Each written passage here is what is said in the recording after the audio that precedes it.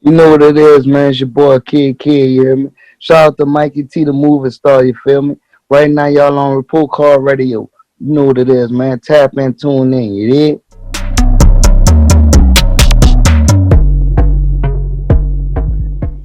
Kid, man, I appreciate you taking the time to sit with me on Report Card Radio. You said that none of this came easy. You had to grind for it coming up early in the game, man.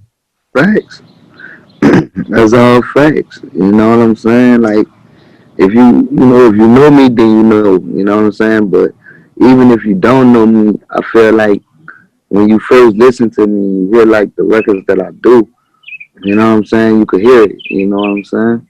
I appreciate you taking the time to sit with me tonight on Report Card Radio, Kid. Definitely an Sure. honor to have you on the channel. I want to talk, first of all, man, you're from Baton Rouge, downtown Ninth Ward. Yeah, I'm from New Orleans, downtown Ninth Ward. You know what I'm saying? You feel me? No Baton Rouge, that's like an hour and something away from New Orleans. You know what I'm saying? I'm from New Orleans. We did like born and raised. We did we our own little, you know what I'm saying? Our own little state in its own to me, for real. Cause I feel like it's nothing like New Orleans, man. Like the way that we are, the way that we carry ourselves, the way we talk. You know what I mean? Our slang. Cause even like if you think about it, right? Like everybody that's surrounding us from like Baton Rouge, everybody, everything outside of New Orleans in Louisiana to Mississippi, Alabama, even Atlanta, Texas, all that shit. Like all of them sound the same. You know what I mean? But as far as like New Orleans, we got our own talk. You know what I mean? Like we just rock different. You know? So could you explain it to me, like the wards? What is a ward Yeah. actually? New Orleans is divided to all kind of sections. You know what I'm saying? Each section is called the ward. You know what I mean? Like you got the third ward. That's where you got Magnolia projects and the Calio projects and stuff like that. All of that is in the third ward. And that's uptown. You know what I'm saying? That's where Master P and Cash Money and all of them from.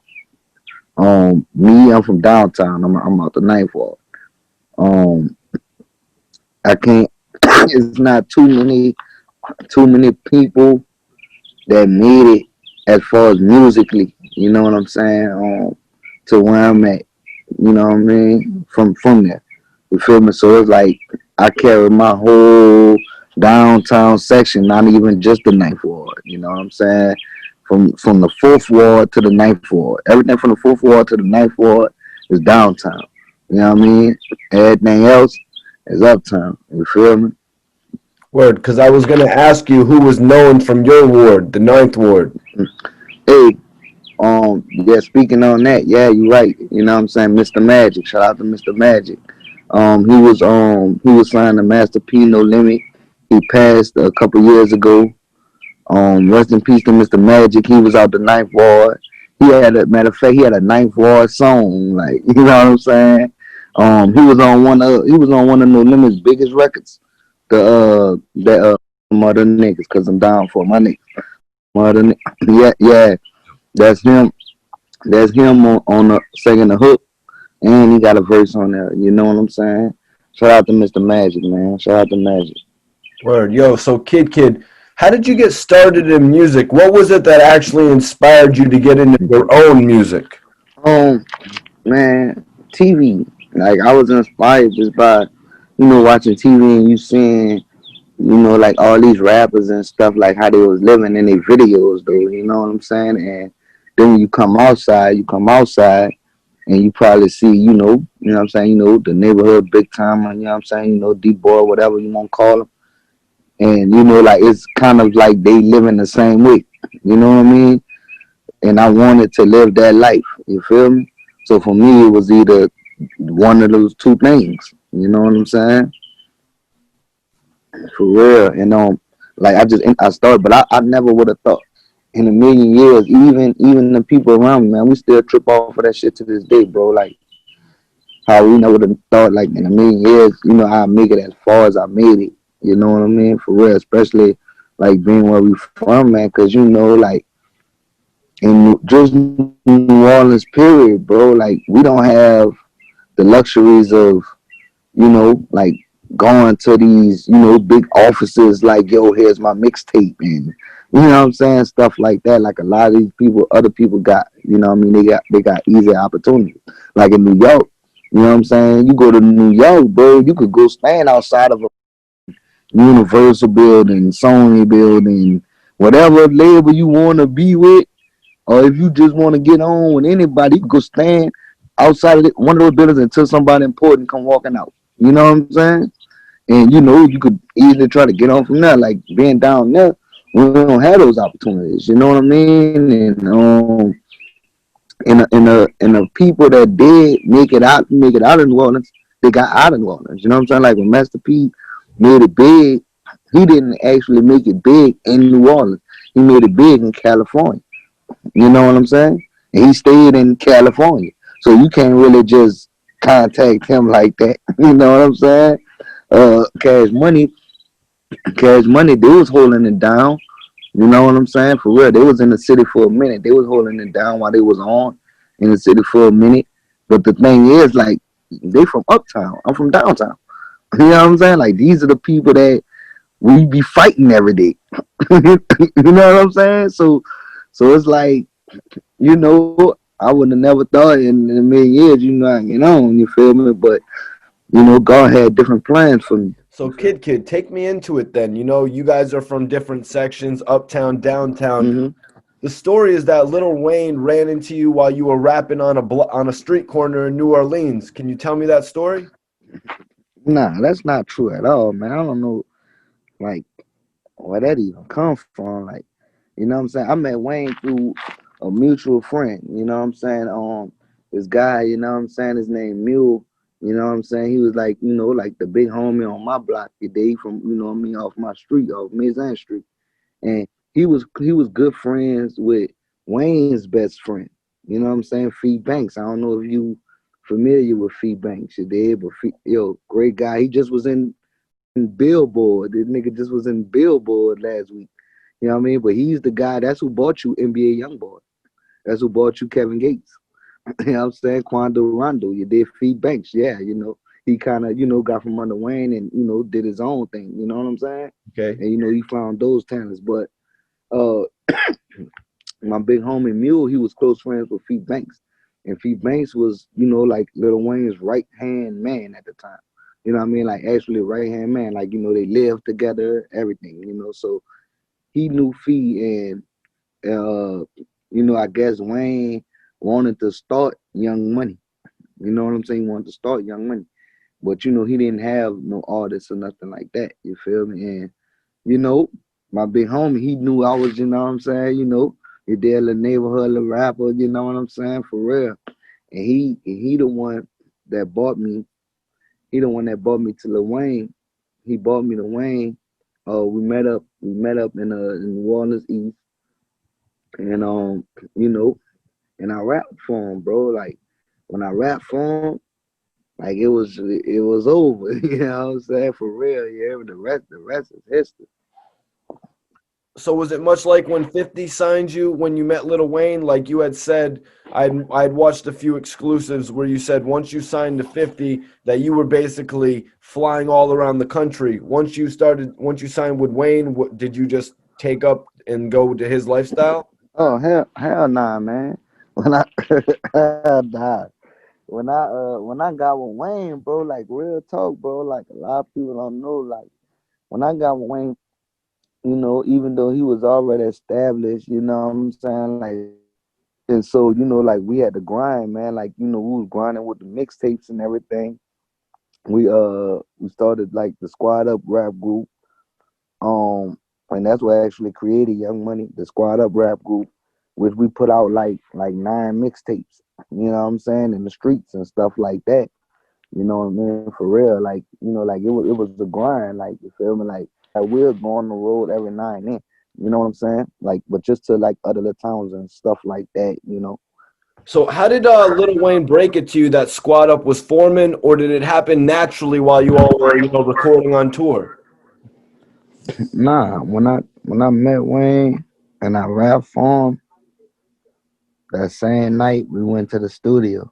You know what I'm saying? Like instantly, like went to the studio, instantly started recording, and from there, cause he already, had his partners that he was hanging around with, and like the next day when we went to the studio, 'cause we were going to the studio every day, you know, like every day he was, like writing rap for, what I'm saying, for his homies around him to, what I mean, to get on a song and shit like that.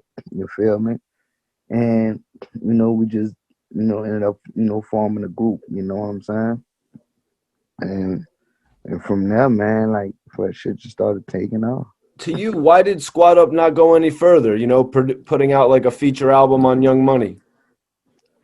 Well, like real talk, so many. It's like when you dealing with like your friends and shit like that, it be a lot of like personal issues. You know what I'm saying? Like not like with me, you know what I'm saying, but with the people around and stuff like that, and you know what I'm saying. And Wayne was like you know, he was with it. You know what I'm saying? And some shit you can't. Like for me, like I can't tolerate a lot of shit. You know what I'm saying? So I'd rather, like step away, you know what I mean? Before it becomes something else, you know what I mean? So, we ended up separating. Like everybody, like kind of went their separate ways. And then he reached back out to me. You know what I mean? He reached back out to me and then and then we got back around each other and stuff.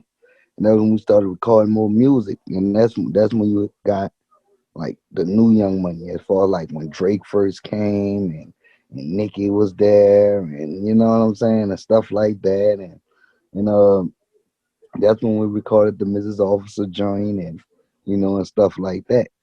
You know what I mean, for real. But as far as like the squad, when everybody did like separate, and that kind of caused the separation also because when we was doing these mixtapes, man, like it started becoming bigger than what he probably thought it was gonna be. And we had labels reaching out to us. You know what I'm saying? A lot of labels reaching out to us for deals and stuff like that. But he was, like under baby. You know what I'm saying? Under the Cash Money umbrella and stuff like that. So that kind of complicated a lot of shit. You feel me? Like that complicated a whole lot of shit. You feel me? And I think that's probably why it didn't really happen how it was supposed to happen during that time. So, Kid, what would you say was different about your second run with Lil Wayne? Um, he was in a better position. You know, he was in a better position for real. Like at that time when we was doing Squad Up and stuff, dog, like we was recording in somebody attic. You know what I'm saying? Like we was recording in somebody attic. You feel me? For real, like real talk. You know what I mean? And like the second time around, we in Miami. You know what I'm saying? We got condos in Miami, and you know what I'm saying. We recording that Hit Factory. You know what I'm saying? So like that was the big major difference. You know what I mean? Right. You said when you first were working with Lil Wayne, he was much like in the position that you were in yourself. So now Yeah, your yeah, second run, he's exploded. yeah, yeah, yeah, yeah. Not saying he wasn't Little Wayne back then. You know what I mean? Like he had cars and stuff like that. You know what I'm saying? Can you tell me about featuring on 50 Cent's album Animal Ambition? What do you remember Hmm. about that the most? Man, the songs on Animal Ambition, bro, like that I'm on, that was the first songs I ever recorded for 50. You know what I'm saying? Like the first day I actually met 50 face to face. He was in New Orleans. I was in New York at the time too. He called me and I flew back. I went met up with him. He had like a studio, like the studio van. He was on a movie set. He was shooting a movie at the time. So he had this little studio van or whatever, right? And he was like, yo, you know what I mean? I'm gonna give you these beats. You know what I'm saying? Take them home, write to them or whatever, and then come back and cut it. And for me, I'm like, man, what? Like, you must don't know. Like, you feel me? Like, I so just flew look, back so to New so as he York. left up there to go finish his scene. By the time he came back, I had all four songs done. All four of them. You know what I'm saying? All four of them. And he used like three of them for the Animal Ambition. You know what I'm saying? Which like he switched it up. Did the hook, did whatever he wanted to do with it or whatever. But we recorded that shit like the first day I met him. The first day I met him, for real, for real. Do you remember what movie set 50 was on at the time? Yeah, it was the movie he shot with Forrest Whitaker. It was an alright movie too. He shot it with Forrest Whitaker and your boy Robert De Niro. Right. Yeah, That yeah, was freelancers. yeah. Freelance. Yeah. Word. So you actually got invited to that movie set. That must have been a little bit different for you as well.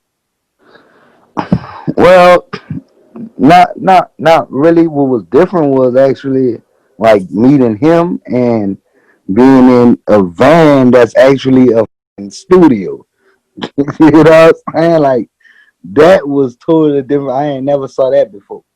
I never saw that before. Like that was totally different for me. But like everything else being on movie sets and stuff, like I moved around a lot. You know what I'm saying? So I've been there a lot. You know what I mean? And around that time, man, it just seemed like everybody was shooting movies in New Orleans.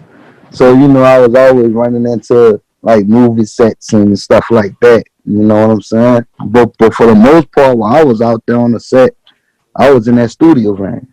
You know, Can you tell me about the experience of being added to G Unit? it showed me that he kind of wanted me to get the light. You know what I mean? That I deserved to be in by putting me with the unit. You feel me? Because at the time when I first came around, the unit, everybody wasn't around then. You feel me? It was just me, 50. Yeah, you would come around every now and then.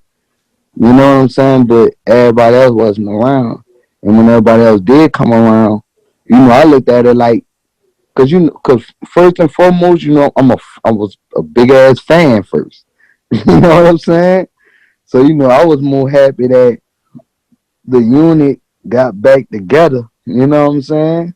For real, I wasn't even thinking about him putting me a part of the group. You feel me?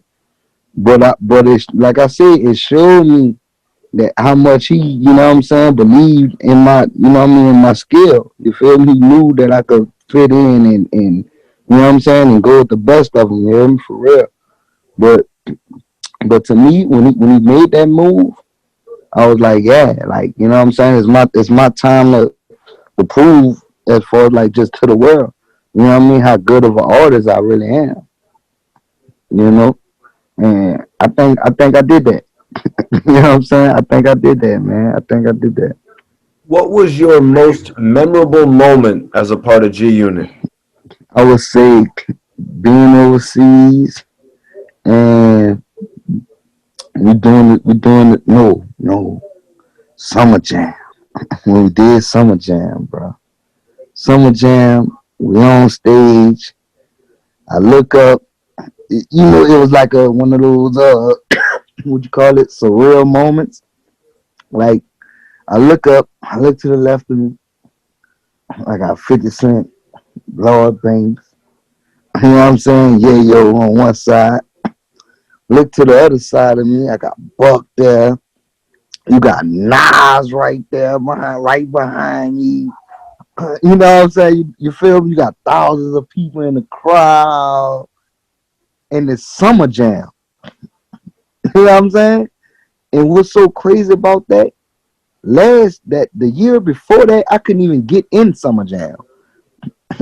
You feel me? The Yeah. year before that, I couldn't even get in summer jam.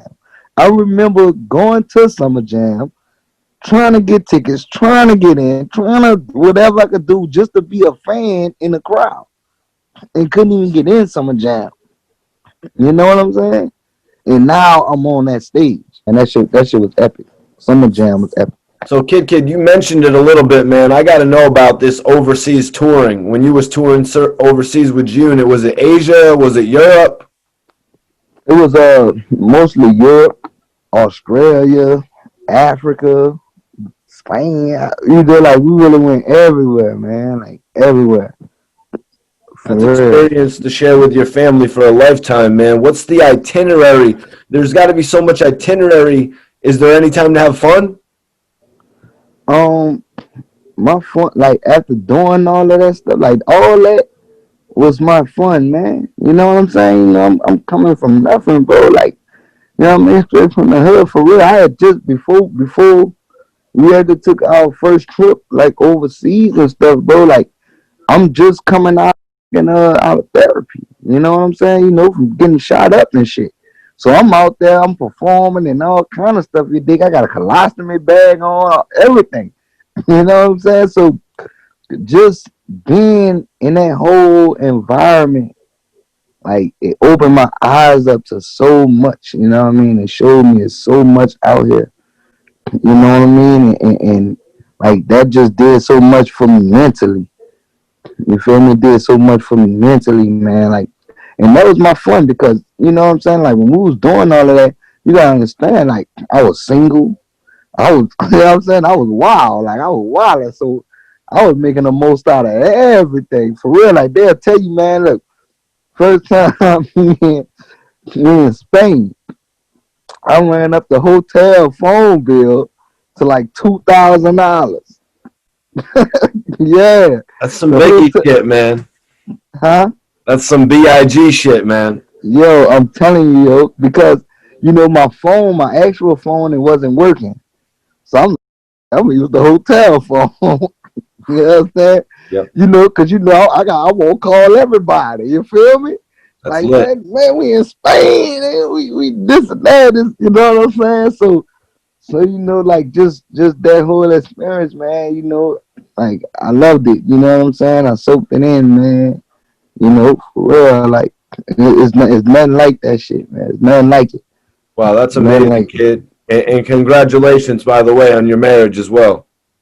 Thanks, man. Appreciate that. Appreciate that. That's what really humbled me and settled me down. You know what I'm saying? But it's a good thing too because I'm able I'm able to focus now. You know what I'm saying? I ain't gotta worry about everything else. You know what I'm saying? Because that was one thing I didn't have in my life was stability.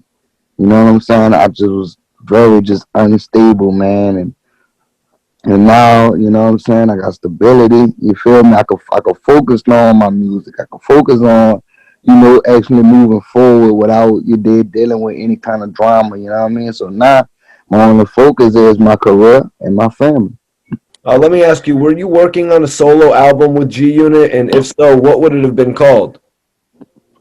Yeah, yeah, man. I was always working, man. I had the album Street Fame. You know what I mean? Which I'm still gonna drop it. I'm still gonna drop Street Flame, but it's gonna be with, you know, like more newer songs. You know what I'm saying? More up to date songs and stuff like that. But yeah, man. I had the Street Fame album. I had what else about naming this goddamn album, man? You know what I'm saying? I had like 3 albums done. You know what I'm saying? 3 albums done. And you know, with 50, he just was like, yo, you know, it's about the timing and you know what I'm saying? You know, let's let the gene and thing blow you up more, stuff like that. You know what I'm saying? I'm like, all right, cool. You feel me? But like I said, man, like I'm all for some reason, bro. Even from 1 to 50, for some reason, man, I'm always like I always get the short end of the stick because you know they be dealing with personal issues with other people. You know what I'm saying? And I'm there, so you know what I'm saying. I gotta kind of you feel be around and shit and all that shit too. Within G Unit, it seemed like you formed quite a bond with young Buck. What was it that made your relationship with Buck so strong? Cause you know Buck spent a lot of time in New Orleans before G Unit. He was, you know what I'm saying. So we knew a lot of mutual people. You know, we knew a lot of mutual people. Like even before I met 50 and stuff like that, like during squad up times and shit like that, like when they had people reaching out to me like, yo, you know what I'm saying, man, we get you a bucket there to be the genie in the South, and I had a conversation with them and everything. You know what I'm saying? But I was in there, young money, you did squad up, so it wasn't like that. You know what I'm saying? I'm like, I'm already rocking with my people. You feel me? But like, thanks for the opportunity. You know what I'm saying? You feel me? Like, I'm happy to meet you. You feel me? He remember me from that. You know what I'm saying? And for when I got with the unit and he got back with the unit, it was just like, yo, you know what I'm saying? For real, and like I say, we know a lot of the same people. You feel me? So we just automatically clicked up. You know what I mean? Was there ever a potential of you and Buck doing a duo album, like a duet album under G We Unit? did it. We did one. We did one. It's just not released. Yeah, man, we did one, man. I actually went to Nashville. Went out there. I stayed out there for like a month. For like a month. And that's all we did. You know what I'm saying? We worked on nothing but music. You feel me? We worked on nothing but music. He still got the music too. We was on live together a few weeks ago, and he played all the music and stuff. You know what I'm saying? And I'm just like, nigga, like, what you doing with it? You know what I'm saying? Shit, man. Fuck. Man, what, drop the shit now? Shit. No, man, it just seemed like, you and Buck had a bit of a natural chemistry on track, also in studio and interviews on the freestyles. It seemed like you guys had a bit of a natural chemistry. We understood what being from the South meant. You know what I'm saying? Because rappers, a lot of rappers from the South, bro, like we don't get our just due. You know what I mean? As far as lyricism and actually knowing how to rap. You know what I'm saying? Like people from the South, we just known for making good songs. You feel me? For real, like they forget that it's people like Lil Wayne and Ludacris and you know what I'm saying? Just people that actually spitting. You know what I mean? For real, man. For real. And like we understood that more than anything. You feel me? And I think that's kind of like why we kind of like clicked and really had the chemistry in the studio as we had. You feel me? Now outside of the studio, like I said, we just knew a lot of the same people. You know what I'm saying? From the streets. You feel me? And that's what kind of jammed us closer. Would have these opportunities with two of the biggest icons in the game, like 50 and Wayne, given you for running your own business independently now? Um, one Wayne is more of like, don't lose your hunger. You know what I'm saying? Don't lose your hunger as far as like your passion for the music. You feel me? Don't lose your hunger. You feel me? As far as like, well, with 50, it's more of, be about your business also. You feel me? For real, like, 'cause 50 look at everything from a business standpoint. You know what I'm saying? More than musically. You feel me? So it's kind of like the best of both worlds. You know? For real. That's why I feel like now, like I'm ready. You know what I mean? It's like I know all the steps I have to take. You feel me? It's just about taking them and putting one step forward, one step in front of the other, and keeping it moving. So, what are you currently working on? Right now, I'm working on my album. It's called Pieces. You know what I mean? It's called Pieces. Man, like the shit that I have on there, man, like it's next level shit. Like, you know what I mean? For real, I'm real, like proud of how this project is coming out. You know, like the joints that I just been releasing, like Glory and Stand Alone, stuff like that. That's gonna be on the upcoming mixtape that I'm gonna drop before the album. You know, I'm gonna drop. Like I said, I'm gonna drop a mixtape. I was going to call it Street Fame, so it could be Street Fame because it's still all original music. But I was like, nah, I don't want to call it street fame because street fame was going to be special, you know. So I want to make sure it's special when it comes out. Yeah. And you all Yeah, actually got the opportunity to work with Rich the Kid on a record, God's Plan. Can you tell me a little bit yeah, about that? yeah. Man, I've been knowing Rich, man, like the whole damn near the whole the old QC. You know what I'm saying? Like the old QC when it was still just Migos, Skipper the Flipper, Johnny Cinco, and you know what I'm saying? You know when QC was just starting before Migos blew up, all of that. You know what I mean? Like that's who I was like hanging with, recording with, everything. Like in Atlanta. You know what I'm saying? Like Rich the Kid, like I was hanging with him every day. Like he was my like everyday partner. You know what I'm saying? When I get up, he'll call, yo, what you doing? Blah blah blah. You know, I go pick him up. We go to the studio running around, running around Atlanta, stuff like that. Like man, we got a lot of songs that we recorded together. You know what I'm saying? God's Plan was just one that we just put out. Actually, he put it out. You know what I'm saying? Actually, he put it out. That's For crazy, man. real. So you had a connection with that young rising QC movement, huh? Yeah, yeah, man, I was there, man. The guy, man, that was doing the street promotion, too official. You know what I'm saying? For real, like I used to be right there. You know what I'm saying? When they was putting up all the Migos posters everywhere and stuff like that. You know what I'm saying? And that's one thing I can say, right, about those dudes, bro. Even CEOP. You know what I'm saying? One thing I can say about them, bro, they don't forget that. You know what I'm saying? Like they don't forget that. Like whenever I see them out anywhere, they show me mad love, and it's you know what I'm saying. It's always the same energy. You feel me? Like they don't look at it like oh I'm I'm bigger than life now. So you know what I'm saying? Like who are you? Oh you feel me? It's like oh shit kid my nigga. You know what I'm saying? And and it's love. You feel me?